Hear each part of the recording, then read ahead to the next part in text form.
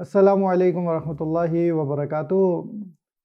آپ تمام حاضرین کو ایک دفعہ پھر اپنی جامعۃ الدراسات کے تحت پوڈ کاسٹ میں خوش آمدید کہتے ہیں۔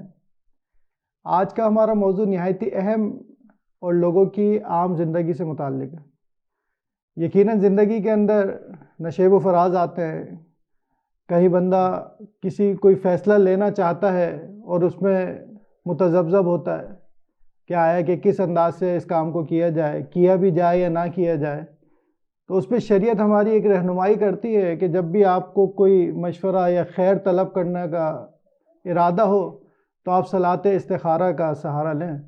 تو انشاءاللہ صلاۃ استخارہ کے حوالے سے بات کرنے کے لیے آج ہماری خوش نصیبی ہے کہ ہمارے سائٹ پر موجود ہیں فضیلت الشیخ حافظ الیاس عصری حفظہ اللہ تعالی، جو کہ مدرس ہیں جامعۃ الاحسان کراچی کے اندر۔ تو شیخ کی طرف چلتے ہیں انشاءاللہ۔ السلام علیکم ورحمۃ اللہ وبرکاتہ۔ وعلیکم السلام ورحمۃ اللہ۔ شیخ پہلے تو بہت بہت شکریہ آپ کا کہ آپ نے اپنی مصروفیات میں سے وقت نکالا ہمارے لیے اور ہماری دعوت پر ہمارے سائٹ پر تشریف لائے۔ اللہ کو برکت دے۔ اللہ تعالیٰ آپ کا آنا قبول فرمائے۔ شیخ یقیناً موضوع آپ نے سن لیا کہ ہم صلاۃ استخارہ کے حوالے سے بات کرنا چاہیں گے، تو اس پہ سب سے پہلے ہم جاننا چاہیں گے یہ صلاۃ استخارہ، یہ نام کئی جگہ پہ ہم نے دیواروں پر بھی لکھا ہوا دیکھا ہے اور سنتے آ رہے ہیں، اس کی کیا تعریف، اس کا کیا معنی مفہوم ہے، اس پر آپ کچھ بات کریں۔ الحمدللہ رب العالمین والعاقبۃ للمتقین والصلاۃ والسلام علی سید الانبیاء والمرسلین نبینا محمد وعلی آلہ وصحبہ اجمعین، اما بعد۔ اعوذ باللہ من الشیطان الرجیم، بسم اللہ الرحمن الرحیم۔ لقد کان لکم فی رسول اللہ اسوۃ حسنہ۔ اللہ تعالیٰ کا ارشاد ہے کہ تحقیق تمہارے لیے رسول اللہ صلی اللہ علیہ وسلم کی زندگی بہترین نمونہ ہے۔ آپ نے بڑا بہترین سوال کیا ہے کہ ہمارے معاشرے میں صلاۃ الاستخارہ کے نام سے بہت سی عبارتیں ہم نے دیکھی ہیں، پڑھی ہوئی، لکھی ہوئی دیکھی ہیں، اور لوگوں نے صلاۃ الاستخارہ کے مسئلے کو بہت زیادہ الجھا کر رکھ دیا ہے، اور اس کے تعلق سے لوگ افراط و تفریط کا شکار ہیں۔ حالانکہ اسلام نے اس مسئلے کو الجھایا نہیں ہے، بلکہ اسلام میں کوئی مسئلہ بھی اس میں ابہام یا پیچیدگی نہیں ہے، ہر مسئلہ واضح ہے۔ تو لفظ استخارہ کا مطلب ہوتا ہے کہ کسی بھی جائز کام میں اللہ تعالیٰ سے خیر کی مدد مانگنا، اسے استخارہ کہا جاتا ہے۔ اور شریعت میں استخارے کا مطلب ہوتا ہے کہ انسان باوضو ہو کر 2 رکعت نماز ادا کرے اور دعائے استخارہ پڑھ لے، اور جس کام کے لیے اس نے استخارہ کیا ہے اس کام پر وہ نکل جائے۔ سفر کرنا ہے، نکاح کرنا ہے، یا کاروبار کرنا ہے، یا شادی بیاہ کا معاملہ ہے، اس کام کو انسان سر انجام دے دے، اسی کا نام استخارہ ہوتا ہے۔ صحیح شیخ، یہ ماشاءاللہ بہت اچھی آپ نے تعریف بیان کی۔ اس عمل کو یعنی میں سمجھتا ہوں پچھلی شریعت میں شاید یہ نہ ہو، تو اس امت کے لیے اس کو رکھنے میں کوئی خاص حکمت؟ اصل میں استخارہ یہ اس لیے اسلام نے ہمیں عطا کیا ہے، دیا ہے، کہ انسان کو اپنے مستقبل کے بارے میں علم نہیں ہوتا۔ انسان ہمیشہ سے اپنے اس عمل کے بارے میں جو مستقبل سے تعلق ہو تذبذب کا شکار رہتا ہے کہ وہ کرے یا نہ کرے، اس میں اس کے لیے فائدہ ہے یا فائدہ نہیں ہے، کیونکہ انسان کا جو علم محدود ہوتا ہے۔ لہذا اس مشکل سے نکلنے کے لیے اسلام نے استخارہ کا عمل دیا ہے، اور دنیا میں کسی مذہب میں اس کا حل موجود نہیں ہے سوائے اسلام کے۔ اسلام نے یہ حل بیان کیا ہے۔ اور دوسری اس کی وجہ یہ ہے کہ دنیا میں جتنی بھی چیزیں ہیں اس میں خیر اور شر کا پہلو ہوتا ہے، اور انسان میں اتنی طاقت نہیں ہے کہ وہ یہ پہچان سکے کہ وہ کس چیز میں خیر ہے، کس چیز میں شر ہے۔ بعض اوقات ایسا ہوتا ہے کہ بظاہر ایک چیز میں خیر نظر آ رہی ہوتی ہے، لیکن حقیقت میں اس میں خیر نہیں ہوتی، یا خیر ہوتی ہے لیکن اس میں شر بھی ساتھ آ جاتا ہے۔ تو ان حالات میں انسان کو چاہیے کہ اللہ تعالیٰ کی ذات سے وہ استخارہ کرے، خیر مانگے کہ یا اللہ اس کام میں اگر میری بہتری ہے تو مجھے اس کی توفیق عطا فرما دے۔ اور تیسری بات یہ ہے کہ دور جاہلیت میں لوگ اپنی یعنی قسمت آزمائی کے لیے تیروں سے فیصلہ کیا کرتے تھے۔ جی شیخ، میرے ذہن میں یہ بات آ رہی تھی کہ وہ لوگ مختلف چیزیں فعال کے طور پہ، اور اسلام نے ہمیں سیدھا رستہ دکھایا ہے۔ ہاں، یعنی دور جاہلیت میں ایسا ہوتا تھا کہ وہ تیروں کے ذریعے اپنی قسمت آزمائی کرتے تھے، یا اس کے علاوہ اور بھی امور میں وہ تیروں سے ہی یعنی فائدہ اٹھایا کرتے تھے، تو نبی کریم صلی اللہ علیہ وسلم نے اس بد رسم کی تردید کی ہے، اور اس کے متقابل جو بہترین ہمیں عمل دیا ہے وہ استخارے کا عطا کیا ہے۔ یہ اس کی وجہ ہے صلاۃ استخارے کے مسنون یا مشروع ہونے کی۔ تو شیخ یہ استخارہ جو ہے اس کے اندر کچھ کام جائز بھی ہیں اور کچھ کام منع بھی ہیں، یہ کن کاموں میں کیا جا سکتا ہے؟ اصل میں استخارے کے حوالے سے یہ بات یاد رکھیں کہ ہر چیز میں استخارہ نہیں ہوتا، بعض کام ہیں جس میں استخارہ نہیں کرنا چاہیے، مثلا وہ کام جن پر عمل کرنا واجب ہے اس کام میں استخارہ نہیں کیا جائے گا، مثلا فرض نماز ہے، روزہ ہے، والدین کی خدمت ہے، یہ وہ امور ہیں جن پر عمل کرنا واجب ہے، تو ان امور میں استخارہ نہیں ہوتا، نمبر ایک۔ نمبر دو، وہ ان کاموں کے اندر بھی استخارہ نہیں ہوتا کہ جن کو اسلام نے حرام قرار دیا ہے، مثلا شراب ہے، جوا ہے، یا اور اس طرح کی چیزیں ہیں، جو امور منع ہیں ان کے بارے میں استخارہ نہیں کیا جاتا۔ نمبر تین، وہ امور جو پسندیدہ ہیں، اسلام نے ان کو اچھی نگاہ سے دیکھا ہے، جیسے قرآن پڑھنا ہے، تہجد کی نماز ہے، ان امور کے لیے بھی انسان استخارہ نہیں کرے گا، چونکہ وہ تو آلریڈی کیا ہے، پسندیدہ ہیں، اس کے لیے استخارہ کرنے کی ضرورت نہیں ہوتی۔ اور نمبر چار، ایسے اعمال جو مکروہ ہیں، جنہیں اسلام نے پسند نہیں کیا یا اچھی نگاہ سے نہیں دیکھا، ان کاموں کے لیے بھی استخارہ نہیں ہوتا۔ استخارہ کس چیز میں کیا جاتا ہے؟ استخارہ ہمیشہ اس کام میں کیا جاتا ہے کہ جس کام کے کرنے یا نہ کرنے میں انسان کو اختیار دیا گیا ہے، لیکن انسان کو علم نہیں ہوتا کہ وہ کام اس کے لیے فائدہ مند ہے یا نقصان دہ ہے، وہ یہ کام کرے یا نہ کرے، تو لہذا جائز کام جس کا کرنا نہ کرنا دونوں صورتوں میں جائز ہو۔ اس کی مثال ہم دیتے ہیں شادی کی، شادی ہے، نکاح ہے، اس کے لیے اسلام نے استخارے کی تعلیم دی ہے، چونکہ شادی ایک ایسا فریضہ، ایک ایسا بندھن ہے کہ اگر انسان کو شریکہ حیات اچھی مل جائے تو انسان کی جو گھر کی زندگی ہے وہ جنت نظیر بن جاتی ہے، اور اگر بیوی انسان کی صحیح نہ ہو، بد زبان ہو یا بد اخلاق ہو، یا جو اسلامی معیار رشتے کا بیان کیا ہے اس پہ نہ اترتی ہو، تو پھر انسان کی زندگی عذاب بن جاتی ہے۔ تو شریکہ حیات کے انتخاب کے لیے اسلام نے ہمیں استخارے کی تعلیم دی ہے۔ اس میں بہت سی روایات موجود ہیں۔ زینب رضی اللہ تعالی عنہ، جب نبی کریم صلی اللہ علیہ وسلم نے انہیں نکاح کا پیغام بھیجا تو انہوں نے کہا تھا کہ میں کچھ نہیں کہوں گی جب تک میں اللہ تعالیٰ سے استخارہ نہ کر لوں، اللہ سے خیر نہ مانگ لوں۔ تو حدیث کے الفاظ ہے کہ فقامت، یہ کھڑی ہوئیں اور نماز شروع کر دی۔ یہ حدیث دلیل اس بات کی کہ والدین کو چاہیے کہ جب بھی رشتہ کرنا ہو یا جس کا رشتہ مانگا جا رہا ہے اس سے استخارہ کر لینا چاہیے، چونکہ شادی کرنا نہ کرنا یہ اختیاری مسئلہ ہے، اس میں استخارہ ہوتا ہے۔ ایک اور حدیث بھی ہے، ابو ایوب انصاری، معذرت یہاں پہلے یہ حضرت زینب آپ صلی اللہ علیہ وسلم نے رشتہ بھیجا تھا؟ جی آپ صلی اللہ علیہ وسلم نے زینب کو رشتہ بھیجا تھا، زینب بنت جحش رضی اللہ تعالیٰ عنہ۔ جی تو اس میں تو خیر ہی خیر تھی، پھر استخارہ کی؟ نہیں، اس میں یہ تعلیم یہ دی جا رہی ہے کہ ہمارے اسلاف میں جو صحابیات تھیں وہ بھی اس کام میں استخارہ کیا کرتی۔ اصل میں اس میں آپ یہ دیکھیں کہ اس کو اس تناظر میں بیان کیا جا رہا ہے کہ استخارے کا عمل ان کاموں میں کیا جائے جو کام یعنی جائز بھی ہے اور نہ بھی کیا جائے تو بھی اس کا اختیار ہے، اختیاری کام کے اندر، چونکہ یہ اختیار تھا۔ یہ ٹھیک ہے کہ یہ باعث برکت عمل ہے کہ کسی عورت کا اللہ کے نبی کی حرم میں آ جانا، نکاح میں آنا، یہ ایک شرف کا مسئلہ ہے، لیکن بہرحال استخارہ ان کاموں میں ہوتا ہے، اصل جو ہمارا ٹاپک ہے وہی ہے۔ اسی طرح ابو ایوب انصاری رضی اللہ تعالی عنہ کے بارے میں آتا ہے، وہ بیان کرتے ہیں کہ نبی کریم صلی اللہ علیہ وسلم نے ہمیں رشتے کے حوالے سے استخارے کی تعلیم دی ہے کہ جب انسان نے کسی سے نکاح کرنا ہو تو اس کو چھپا کے رکھے، اور اس کے بعد فرمایا کہ وہ نماز پڑھے، حمد و ثنا پڑھنے کے بعد پھر وہ دعا استخارہ پڑھے۔ تو پھر دعا بھی اللہ کے پیغمبر نے بیان فرمائی، صحابی نے ذکر کی، اس دعا کا ذکر کیا کہ اس میں یہی کہنا ہے کہ یا اللہ، یہ جس عورت سے میں نکاح کر رہا ہوں اس کا نام لے، اگر یہ میرے لیے میرے دین دنیا کے لحاظ سے بہتر ہے تو مجھے یہ عطا فرما دے، میرے لیے اس کو آسان کر دے، اگر میرے لیے یہ بہتر نہیں ہے تو کوئی اور بہتر عطا فرما دے۔ تو اس حدیث سے بھی بات معلوم ہوتی ہے کہ استخارہ ان کاموں میں کیا جاتا ہے کہ جس کام کے کرنے نہ کرنے میں انسان کو اختیار ہوتا ہے۔ عبداللہ بن زبیر رضی اللہ تعالی عنہ کے بارے میں صحیح مسلم میں حدیث موجود ہے، جب انہوں نے خانہ کعبہ کو تعمیر کرنا چاہا، یہ خانہ کعبہ جو ہے یہ مختلف ادوار میں اس کی تعمیر ہوتی رہی ہے، عبداللہ بن زبیر رضی اللہ تعالی عنہ نے جب اس کی تعمیر کرنے کا ارادہ کیا تھا تو آپ نے 3 دفعہ اللہ تعالیٰ سے استخارہ کیا. تو اس طرح کے کاموں کے اندر استخارہ ہوتا ہے، باقی جو امور واجب ہیں یا منع ہیں ان میں استخارہ نہیں کیا جاتا. لیکن شیخ جیسے خانہ کعبہ کی تعمیر یہ تو ہے ہی خیر کا کام، اس میں استخارہ کی کیا ضرورت ہے؟ اصل میں انسان کو علم نہیں ہوتا کہ یہ کام میرے لیے یعنی مفید ہے، میں یہ کروں یا نہ کروں. اصل میں انہوں نے کچھ چینجنگ بھی کی تھی اس کے اندر، یعنی جو دروازہ ہے اس میں چینجنگ کی تھی، حتیم کے مسئلے کو بھی انہوں نے اس میں چینج کیا تھا.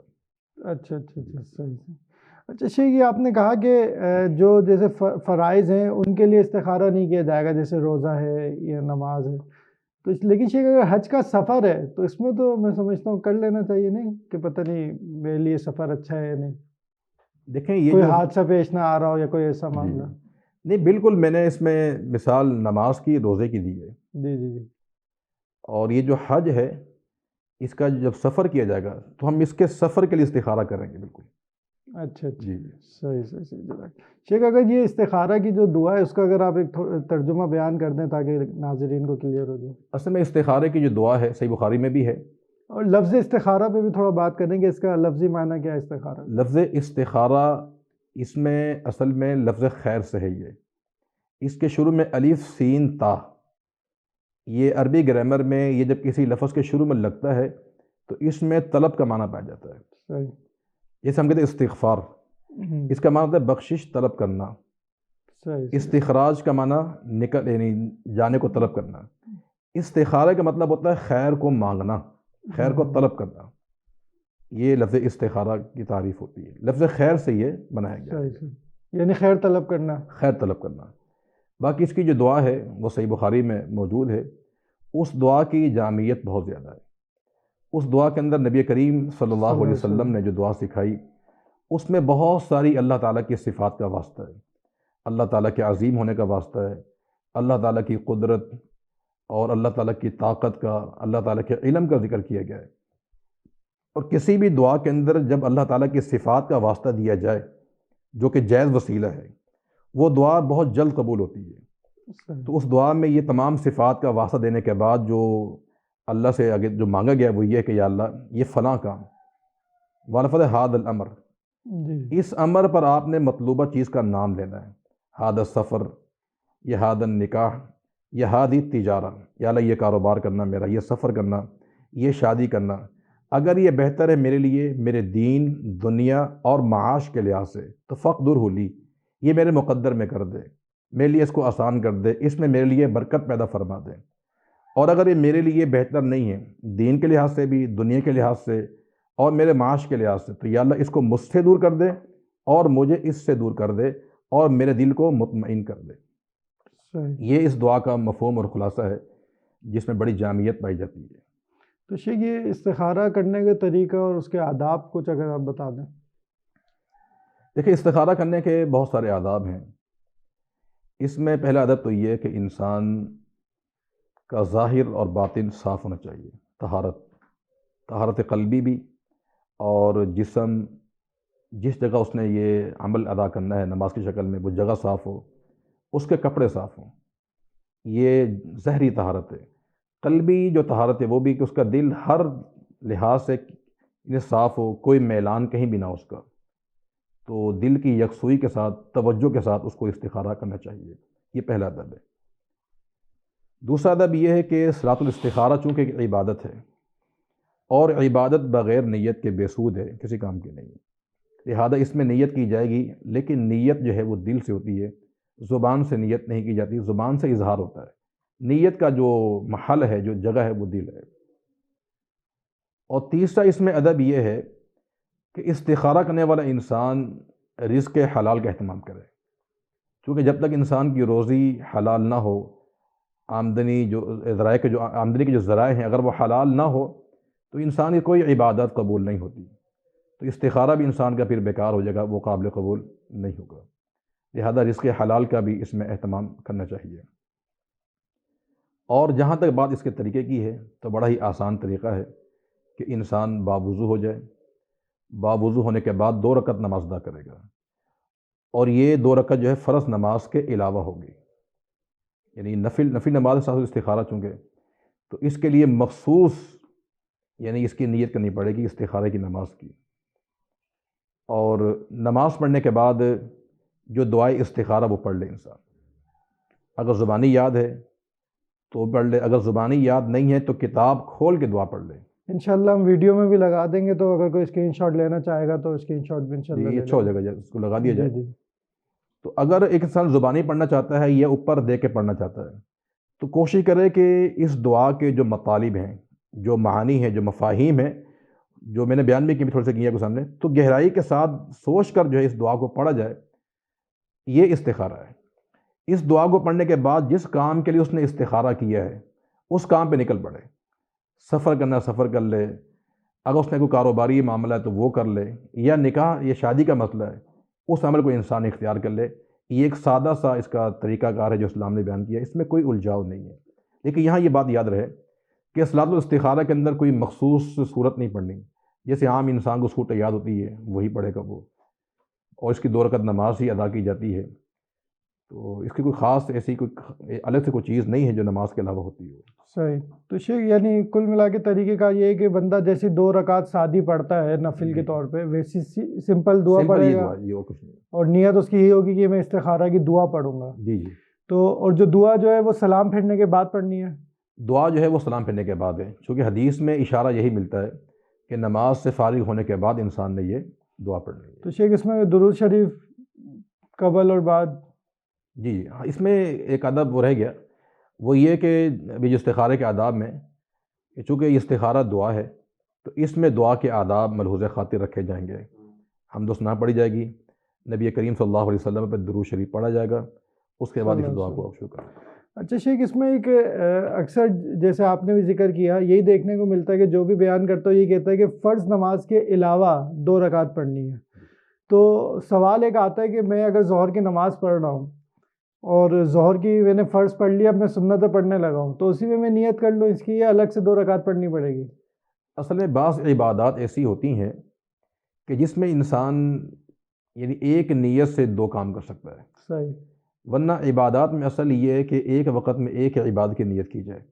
حتیٰ کہ استخارہ بھی ایسا ہی ہے. یعنی اگر آپ نے ایک دفعہ استخارہ کر لیا اور آپ کو وہ کام نہیں ہوا، اگر آپ دوبارہ چاہتے ہیں تو اصل نو آپ کو دوبارہ وہ جو ہم نے آداب بیان کیے ہیں اسی انداز سے دوبارہ آپ کو استخارہ کرنا پڑے گا. تو ایسا نہیں ہے کہ ہم ایک نیت سے 2 عبادات نہیں کر سکتے، چونکہ استخارہ ایک مستقل الگ نماز ہے. جیسے ظہر کی سنتیں ہیں، یا صلاۃ التسبیح کی نماز ہے، یا تہجد کی نماز ہے. یہ جیسے نمازوں کے نام ہے، اسی انداز سے صلاۃ الاستخارہ ایک مستقل الگ سے نماز ہے. اس کو ہم ضم نہیں کریں گے، ملائیں گے نہیں کسی اور کے ساتھ، اس کی ہمیں الگ سے نیت کرنی پڑے گی. یعنی الگ سے یہ نماز ہوگی. الگ سے نماز ہوگی. لیکن جب ہم یہ کہتے ہیں کہ فرائض کے علاوہ، تو جی بس فرائض کے علاوہ پھر کسی بھی نماز میں فرائض کے علاوہ کا معنی یہ ہوتا ہے کہ انسان اس کو ظہر کی نماز یا عصر کی نماز کے بعد بیٹھ کے نہیں پڑھے گا. جو ہے نا من غیر الفریضہ کا جو الفاظ صحیح بخاری میں آتا ہے، اس کا مطلب یہ ہے کہ آپ نے ظہر کی نماز سے فارغ ہوئے تو آپ استخارہ کی دعا کھول کے بیٹھ جائیں، ایسا نہیں ہوگا. یہ مقصد ہے. اچھا الگ سے 2 رکعت الگ سے پڑھیں اس پڑھنی کے پڑے بعد گی. پڑھیں. جی. ٹھیک ہو گیا. اچھا شیخ، یہ کب تک کرتے رہے بندہ؟ یعنی رشتہ ابھی کہیں بات شروع ہوئی ہے تو میں 2 رکعت پڑھ لوں، میری تو ہو چکی ہے، ویسے کی بات کر رہا ہوں کہ جس کی بھی ہے، پھر وہ کتنے عرصے تک پڑھتا رہے؟ یعنی جب تک رشتہ ہو نہ جائے، یا بھائی ایک دفعہ پڑھ لیا تو کافی ہے؟ اصل میں استخارہ اس کو یعنی 3 دفعہ کیا جا سکتا ہے. اس کی دلیل ایک تو میں نے آپ کو بیان کی، عبداللہ بن زبیر رضی اللہ تعالی عنہ نے خانہ کعبہ تعبیر کا جب مسئلہ آیا تھا 3 دفعہ انہوں نے اللہ سے خیر مانگی. اور دوسری اس کی توجیہ 3 دفعہ کی یہ بھی ہے کہ دعائے استخارہ ایک دعا ہے، اور نبی کریم صلی اللہ علیہ وسلم 3 دفعہ دعا کیا کرتے تھے. تو لہذا اس کو انسان یعنی بار بار کم از کم 3 دفعہ اس کو انسان کر سکتا ہے، جب تک وہ عمل ہو نہ جائے، جب تک اس دوران. جی 3 دفعہ اس کو کر لے، مختلف اوقات میں. جی مختلف اوقات میں. صحیح. اچھا یعنی یہ کم سے کم 3 ہے یا اس سے زیادہ بھی کر سکتے؟ بس یہ کہا کہ آپ صلی اللہ علیہ وسلم 3 دفعہ کم سے کم دعا کرتے تھے. ٹھیک. یعنی اگر ایک کام ہے جس میں مہینہ 1.5 لگنا ہے، تو اگر اس میں تو اس کو بہت زیادہ وقت مل رہا ہے تو اس میں پھر یہ دیکھا جائے نا کہ استخارہ جب انسان نے کر لیا ہے 1 دفعہ یا 2 دفعہ، تو اللہ تعالیٰ کی طرف سے دل میں اطمینان، سکون یہ دل کا میلان آنا شروع ہو جاتا ہے، اس سے پھر انسان اندازہ لگا سکتا ہے کہ مجھے یہ کام کرنا چاہیے یا کام چھوڑ دینا چاہیے۔ اچھا شیخ، سفر کے حوالے سے بات ہوئی تو بالفرض کوئی شخص امریکہ کا ویزا اپلائی کرتا ہے تو اس میں وہ استخارہ کی دعا پڑے گا؟ بالکل استخارہ کرے گا وہ، اگر اس کا جائز سفر ہے، کاروبار کے لیے ہے، تعلیم کے لیے ہے، تو بالکل وہ اس میں استخارے وہ کرے گا وہ۔ ٹھیک۔ اچھا شیخ، اس میں آپ نے یہ تو بتایا نہیں کہ خواب آئے گا۔ ہاں، ہمارے معاشرے میں خواب کے حوالے سے بہت کچھ بیان کیا جاتا ہے۔ لوگ یہ سمجھتے ہیں کہ استخارہ خواب پر اس کا نتیجہ مرتب کرتے ہیں لوگ، کہ جب تک خواب نہیں آئے تب تک آپ کا استخارہ ناقص ہوگا، پورا نہیں ہوگا۔ جی، یہ سچی بات ہے کہ یہ غلط فہمی ہے، اور یہ ہمارے معاشرے میں پھیلائی گئی ہے۔ کتاب و سنت میں کہیں بھی یہ بات ثابت نہیں کہ استخارے کا نتیجہ آپ کو خواب سے آئے گا، ایسا کچھ نہیں ہے۔ اچھا جی جی، تو شیخ اس لیے لوگوں کا ذہن بھی یہی کہ یہ رات میں عمل کرنا چاہیے یعنی عشاء کے بعد، تو ایسا بھی ہے کوئی وقت سے متعلق بھی ہے؟ نہیں، وقت سے متعلق بھی نہیں ہے، اور رات کو کرنے کی وجہ آپ جانتے ہیں کہ تاکہ بندہ سو خواب آ جائے، جائے۔ خواب آ جائے، حالانکہ ایسا کچھ نہیں ہے۔ اچھا جی جی، اس کے بارے میں حقیقت یہ کہ جب انسان استخارہ کر لیتا ہے کسی بھی کام کرنے یا نہ کرنے کے حوالے سے، اللہ تعالیٰ اس کے دل میں اطمینان پیدا کر دیتا ہے۔ اچھا، یہ اگر اللہ تعالیٰ چاہے تو یہ اطمینان اس کو خواب کے ذریعے ہو سکتا ہے، یعنی اگر خواب میں اس کا استخارے کا جواب آ جائے تو نعمت ہے اللہ کی طرف سے، لیکن اس پر بھروسہ نہیں ہے کہ اس کا یعنی نتیجہ یہی نکلے گا ورنہ نہیں نکلے گا، نہیں، ایسا نہیں ہے۔ دل کا اطمینان ہے، خواب وہ آپ کو خواب کے ذریعے مل جائے اللہ کی طرف سے، یا ویسے ہی دلی تسلی ہو جائے۔ اگر دلی تسلی آپ اس کام کرنے میں ہو رہی ہے، آپ کرتے چلے جائیں تو گویا کہ آپ کا یہ استخارہ جو ہے وہ مثبت میں ہے۔ اگر آپ کا دل اس پہ راضی نہیں ہے، مطمئن نہیں ہے، اضطراب اور بے چینی ہے، اس کام کو چھوڑ دیا جائے۔ اسی کا نام استخارہ کی یعنی نتیجہ ہے، خواب سے اس کا کوئی تعلق نہیں۔ شیخ ویسے یہ خواب والی بات کا رد کرنے کے لیے نا اس کا اپنا ترجمہ بھی میں سمجھتا ہوں کافی ہے، اگر بندہ غور سے ترجمہ ہی پڑھ لے نا اس کا کہ اللہم ان کنت تعلم ان ھذا الامر خیر لی جی فاقدرہ لی ویسرہ لی، جی، تو اس کا معنی بھی اس چیز پر دلالت کرتا ہے کہ خواب سے کوئی نہیں ہے، وہ کام اللہ تعالیٰ آپ کے لیے آسان کر دے لیکن گا۔ ہم اور بھی بہت سے مقامات پہ دعائیں کرتے ہیں نا، ہوں، تو ان دعاؤں کی قبولیت کے لیے ہم نے کبھی خواب پر نہیں بالکل۔ کیا کہ ہمارا نتیجہ خواب پر ہی آئے گا، اور بھی انسان دعائیں کرتا ہے، یقینی بات ہے۔ تو استخارہ بھی ایسے ہی ہے، اس کا تعلق قلبی میلان سے، دل کے میلان سے ہے، اطمینان سے ہوتا ہے۔ ان شرائط صدر انسان کو حاصل ہو جاتا ہے، اللہ تعالیٰ اس کو توفیق دیتا ہے اس کام کرنے کی یا پھر نہ کرنے کی۔ صحیح۔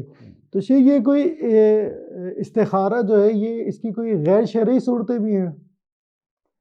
استخارے کی ہمارے ہاں مارکیٹ میں بہت سی شکلیں ہیں، بعض تو وہ ہیں جو دور جاہلیت سے ملتی جلتی ہیں، اچھا، جی جی، اور بعض جو ہے دور حاضر کی ہیں۔ اس میں جو دور جاہلیت کی جو ہمارے ہاں پائی جاتی ہے وہ یہ ہے کہ لوگ تیروں کے ساتھ یعنی قسمت ازمائی کرتے ہیں۔ یہ دور جاہلیت میں بھی تھی، اب بھی یہ کہیں نہ کہیں اس کی یعنی اس کا اشارہ پایا جاتا ہے، اور یہ غیر شرعی ہے۔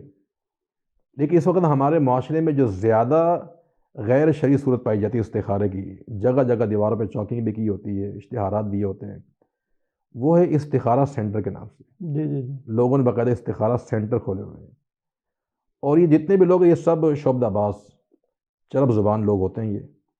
یہ لوگوں کی مجبوری سے نجائز فائدہ اٹھاتے ہوئے ان کے مال، ان کی عزت، آبرو پہ شب خون مارتے ہیں، ان کو نقصان پہنچاتے ہیں، اور ان کے ہاں باقاعدہ فیس مقرر ہے۔ اچھا، جیسے ایک ڈاکٹر ہوتا ہے اسپیشلسٹ بچوں کا یا بڑوں کا، ایسے ان کے یہاں استخارہ اسپیشلسٹ بھی ہوتا ہے۔ تو شیخ روحانی علاج الگ چیز ہے، استخارہ سینٹر الگ چیز ہے، جی جی، جو یہ روحانی، لوگوں نے مروجہ جو بنائے ہوئے ہیں؟ جی، اصل میں روحانی علاج میں پھر وہ جادو ہے، جنات ہے، نظر بد ہے، اس کے الگ سینٹر ہیں، اس کے لیے عامل بابا کے نام سے اشتہارات ہوتے ہیں، وہ بھی غلط ہے۔ لیکن استخارہ سینٹر میں صرف یہی ہوتا ہے کہ اس میں ایک صاحب بیٹھے ہوتے ہیں، تو باقاعدہ ان کا ٹی وی چینل ہے، ان کا باقاعدہ ٹی وی چینل ہے، اس چینل پہ آدمی سوال کرتا ہے حضرت یہ بتائیں کہ میرا فلاں کام ہوگا یا نہیں ہوگا۔ اب وہ حضرت مراقبے میں جا کے تھوڑی دیر کے لیے اٹھتے ہیں کہ آپ یہ کام ہوگا یا کام نہیں ہوگا، اس انداز سے۔ تو یہ استخارہ سینٹر اس دور میں جو ہے یہ غیر شرعی ہے، باطل اسلام میں اس کا ثبوت نہیں ہے۔ یہ تو کچھ اس سے ملتا جلتا ہی ہے، فال نکالنے والا فال نکالنے والا، جی جی۔ اور اس میں ایک یہ بات بھی ہے کہ استخارہ خود کرنا چاہیے، استخارہ کروانے کی ضرورت نہیں ہے۔ دین اسلام میں استخارہ خود کرنا ثابت ہے، کس سے کروانا ثابت نہیں ہے۔ تو استخارہ سینٹر میں انسان کی عزت بھی جاتی ہے، مال بھی جاتا ہے، اور غیر شرعی عمل بھی انسان اختیار کرتا ہے۔ صحیح۔ ایک صورت یہ ہے، اور ایک صورت اور بھی ہمارے معاشرے کے اندر استخارے کے غیر شرعی ہونے کی، وہ یہ ہے کہ قرآن اور استخارہ، قرآن اور استخارہ کا مطلب یہ ہے کہ بہت سے لوگ قرآن کھول لیتے ہیں، کسی مقام سے کوئی بھی صفحہ کھل گیا، اس کی جو پہلی آیت ہے اس کا جو معنی مفہوم جو بن رہا ہوتا ہے اس کو لے کر اس سے خود ساختہ مفہوم کشیدہ کر کے ہاں یا نہ میں جواب دیتے ہیں۔ یہ قرآن اور استخارے کے نام سے یہ بھی غیر شرعی صورت ہے استخارے کی، یہ بھی ثابت نہیں ہے۔ یہ بھی فعال نکالنا ہی ہے۔ جی جی، انہیں اگر آپ دیکھیں تو شکل مل کے دور جہری کی طرف بھی جاتی جی ہے۔ جی جی بالکل۔ جی جی، اور ایک اور بھی ہے استخارہ اور تسبیح۔ اچھا۔ جی جی، استخارہ اور تسبیح کے نام سے بھی ایک غیر شرعی صورت ہے۔ اس میں ایسا ہوتا ہے کہ تسبیح ہاتھ میں لے لی جاتی ہے، اس کا ایک ایک دانہ گراتے ہیں اور ایک دانے پہ ہاں بولتے ہیں اور ایک میں نہ بولتے ہیں۔ اب جو آخری دانہ گرے گا اب وہ ہاں یا نہ پر ہے، یعنی مثبت یا منفی ہے، جو اس میں ہوگا تو اس کا فیصلہ اس میں کیا جائے گا۔ یہ یعنی وہ لوگ ہیں جو الحمدللہ مسلمان ہیں، کلمہ پڑھنے والے ہیں، باشعور ہیں اور اچھی تعلیم یافتہ ہیں، یہ وہ لوگ کر رہے ہوتے ہیں۔ حالانکہ سادہ سا ہم نے مفہوم آپ کو بتایا کہ استخارہ کس طرح کیا جاتا ہے، نماز پڑھی جائے، خود انسان اللہ سے دعا مانگے، اللہ سے خیر مانگے۔ ٹھیک، استخارہ سینٹر کا نام سن کے تو یہی لگتا ہے کہ پتہ نہیں کتنے مصلے بچھے ہوئے ہوں گے اور نمازیں پڑھی جا رہی ہوں گی۔ ویسے میرا کبھی وہاں جانا نہیں ہوا تو، لیکن یہ کہ یہ آپ سمجھیں کہ استخارہ سینٹر دراصل ایک کمائی کا ذریعہ ہے، اور یہ پیٹ مراقبے بھرنے کے کو چکر سے ہی نکالتے ہیں نا جی جی فعال وغیرہ جو بھی ہاں۔ فیصلہ کرتے ہیں۔ اب اس میں یقینی بات اور بھی بہت سے غیر شرعی امور ہوتے ہوں گے، تو یہ کھانے پینے کا ذریعہ ہے، ورنہ اسلام میں اس کی کوئی اجازت نہیں ہے۔ اچھا شیخ، کیا میں اپنی والدہ کی طرف سے، اگر میری والدہ کا کوئی کام ہے یا بھائی کا کوئی کام ہے، تو کیا میں استخارہ ان کی جانب سے کر سکتا ہوں جو صحیح شرعی طریقہ کار ہے اس کے مطابق؟ ان کی نیت کرتے ہوئے کیا میں اس دعا کو پڑھ سکتا ہوں؟ اصل میں استخارہ خود کرنا چاہیے، صحیح۔ چونکہ حدیث کے جو الفاظ ہیں صحیح بخاری میں کہ اذا ہم احدکم، جب تم میں سے کسی کا ارادہ ہو کسی پختہ کام کرنے کا، تو پھر آپ نے دعا سکھائی، تو یہ استخارہ خود کرنا چاہیے، ایک بات۔ دوسری بات یہ ہے کہ استخارہ جتنا اخلاص سے انسان خود کرے گا نا اپنے لیے، کوئی دوسرا ہمارے لیے نہیں کر سکتا۔ البتہ اس میں دوسرے کے لیے استخارہ کرنے کی ایک شرط ہے، وہ شرط یہ ہے کہ جس کام کے لیے آپ استخارہ کر رہے ہیں دوسرا آدمی اس کا کچھ نہ کچھ اس سے تعلق ہو۔ مثلا ایک انسان نے، ایک باپ ہے، اس نے اپنی بیٹی کی شادی کرنی ہے، تو یہ باپ جو ہے اپنی بیٹی کے لیے استخارہ کر سکتا ہے، بیٹی خود بھی کرے گی اور باپ بھی کر سکتا ہے۔ اچھا، کیونکہ یہ عمل اس کے باپ سے ہی متعلق ہے؟ نہیں، یعنی باپ کے متعلق نہیں ہے، یعنی اس کی بیٹی کے متعلق کر باپ رہا ہے، لیکن جس کے لیے کر رہا ہے اس کا تعلق کچھ نہ، بلکہ پورا تعلق اس کے ساتھ ہے۔ جی جی جی، وہی میں تو یہ شرط ہے کہ اگر جس کام کے آپ استخارہ کر رہے ہیں اور جس بندے کے لیے آپ کر رہے ہیں اس کا کچھ نہ کچھ تعلق اس کے ساتھ ہو، تو پھر تو آپ یعنی کسی اور سے کروا سکتے ہیں۔ مثال طور پہ ابھی آپ نے کہا بھائی کے بارے میں کہا، اگر آپ کے بھائی کسی سفر میں جا رہے ہیں کاروبار کی نیت سے، تجارت کی نیت سے، اور اس کاروبار میں آپ بھی پارٹنر ہیں، ان کے ساتھ شریک ہیں، تو آپ استخارہ کر سکتے ہیں۔ صحیح، ٹھیک شیخ۔ بس آخر میں ہمارا طریقے کا یہ ہوتا ہے، جو بھی مہمان آتا ہے ہم اس سے یہ آخر میں مطالبہ کرتے ہیں کہ ہمارے نوجوان مرد و خواتین جو ہمارے ناظرین ہیں، جو ہماری پوڈ کاسٹ وغیرہ دیکھنا ہے، ان کے لیے کچھ نصیحت آپ مفید فرمائیں۔ دیکھیں، ان سب کے لیے نصیحت یہ ہے مستمد کہ سب سے پہلے تو اپنے عمل کو اللہ تعالیٰ کے لیے مخلص کریں۔ اللہ تعالیٰ کی بارگاہ میں وہی عمل قبول ہوتا ہے جو اخلاص پر مبنی ہو، ایک بات۔ دوسری بات یہ کہ انسان کی جو اصل زندگی وہی ہوتی ہے جو اللہ تعالیٰ کے اطاعت کے کاموں میں گزر جائے۔ جو زندگی انسان کے اطاعت کے کاموں میں نہیں گزرتی وہ انسان کی حقیقی زندگی نہیں ہوتی، وہ وقت کا ضیاع ہوتا ہے۔ لہذا فتنوں کے ایام کے اندر کوشش کریں کہ کتاب و سنت کا تمسک ہو اور اپنا اوڑھنا بچھونا کتاب و سنت کو بنایا جائے، اور خصوصاً جو علماء ربانیین ہیں جن کے پاس اللہ تعالیٰ کی وحی کا علم ہے ان سے ایک تعلق بڑھایا جائے۔ ایوب سختیانی رحمۃ اللہ علیہ علماء تابعین میں سے ہیں، ان کا قول ہے کہ کسی بھی نوجوان کی سب سے بڑی سعادت یہ ہے کہ اسے کوئی عالم ربانی کی صحبت حاصل ہو جائے۔ تو علماء کی صحبت، کتاب و سنت کا تمسک، یہ اس دور میں فتنوں سے بچاؤ کا ایک قوی راستہ ہے۔ جزاک اللہ خیر، بہت بہت شکریہ شیخ آپ کا، آپ نے اپنا وقت دیا، اللہ قبول فرمائے۔ اور آمین یا رب۔ امید ہے ناظرین بھی انشاءاللہ اس ہماری آج کی پوڈ کاسٹ سے صلاۃ استخارہ کے حوالے سے کئی اشکال اور کا ازالہ ان کا ہوا ہوگا۔ اور انشاءاللہ امید کرتے ہیں کہ ناظرین اچھے طریقے سے انشاءاللہ فائدہ اس پوڈ کاسٹ سے اٹھائیں گے۔ اللہ تعالی ہمارا بیٹھنا، آپ کا سننا اور ہمارے شیخ کا آنا اپنی بارگاہ میں قبول فرمائے، اور اس ساری چیز کو جو بھی کوشش ہے، کاوش ہے، مختصر چھوٹی حقیر سی، اللہ تعالیٰ ان کو اپنی بارگاہ میں قبول فرمائے اور توشہ آخرت بنائے۔ جزاکم اللہ خیر، بہت شکریہ۔ بارک اللہ۔